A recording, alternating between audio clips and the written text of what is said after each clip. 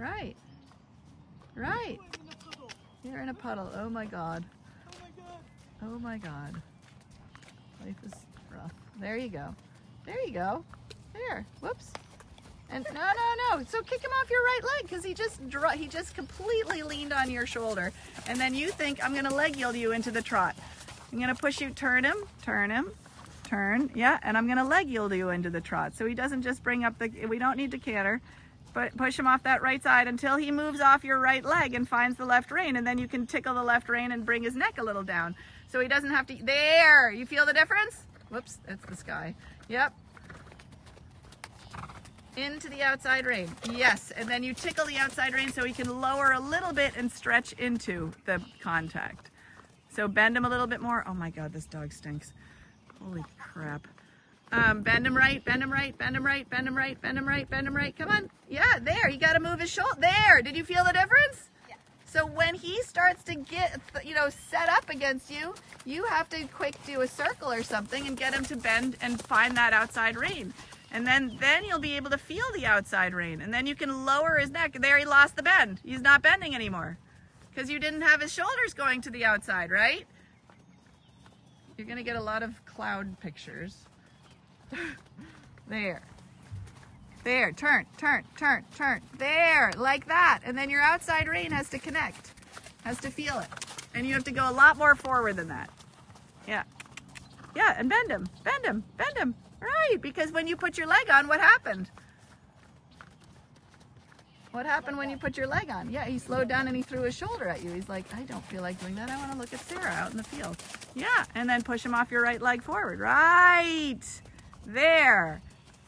And then do a change of direction. Unlock him and bend him and be like, hey, I am talking to you. Turn. So what? He's totally, that's silly. Like, he doesn't have to pay attention to other horses in the field while he's working. He can do that another day. Yeah, good. And then bend him and turn. Right. Good job. Good job. He has to find the right rein. So there's no empty space on the right rein. So if he has empty space on the right rein, you're not doing enough with your left leg, right? There, and forward, sha, and bend, right, and bend, and then lower the neck, right? So the outside rein helps lower the neck, but you got to keep that rib cage from falling in. There, Chris, now change your direction again. You feel him? Feel him on both reins? And how easy is that when you change direction when they're on both reins? Yeah, and then you lost the outside rein. He's not there anymore. So the outside rein brings the neck, keeps the connection, and decides where to put lateral or longitudinally to put the head. Turn. There, and your outside rein brings the neck down. Ah, there. Did that make sense? Yeah. Do it again. Come forward. Don't let him go slower. Yeah, the outside rein helps keep the lateral, longitudinal space. So if you want to put his neck down, that means he has to be pushing into the outside rein. Really good. Turn. He has to have more give in the rib cage, and you have to feel that outside rein. Good. Feel that outside rein. There, Chris. There. Good job. And forward, right. And if he wants to stretch, you could let him stretch. There, but you pick up the right shoulder. Right, and he can stretch into that right. Yes, that was good. That's good. There, yes, and you go, right. Not less. Right, and now stretch him all the way down. Like you're gonna, like you're gonna do a stretchy circle. Look at that, and your outside rein tells him to come a little bit lower. Right, like that. But you keep, there, Chris, there it is. And then pick up the contact at that level. Right. Yes, you feel what I'm saying? Yeah. Come forward. Right, very good. And then do that again. Stretch, right. When he feels like he wants to lower his neck, allow it and push him forward to it. Big trot. There. Ooh, good one.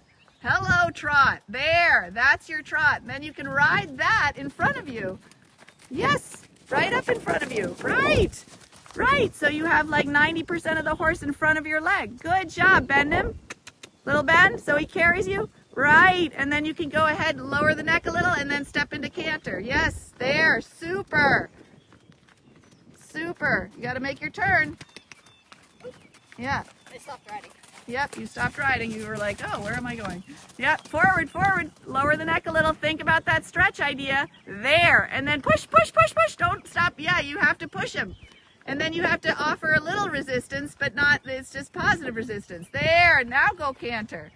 That is very good. Very good. Very good. And then you're going to do the same thing. You're going to stretch, push forward, ride him forward. You're going to stretch him down. That means he has to feel on the outside rein. Stretch, sit up tall, and then bend him right. Bend him right. There. Oh, there it is. Yes! I keep filming the sky. Good job. Good job. Good job. And then turn him again and stretch him again. And ride out to that, yeah, and then pick up the contact at the end of that stretch. You're getting, you let him get on the forehand that time, right? You didn't keep the bascule. There. Woo! Good job. Good job. This is a different canter. It's a different canter because you're allowing the horse to go forward and he's in front of your leg. Don't get, yeah, get on your butt. Get on your butt. Sit on your butt. There. There. Stay on your butt around the corner. Don't you get on your crotch. Stay down. Stay down. Stay down. And you're turning. Turn your right shoulder. Good job. Good job. Lower the neck and lengthen the neck. But stay down. Bascule him like you're stretching him. There. And then connect. Yes. Good. And then push there. Good job. Now push to trot. Yes. Good for you.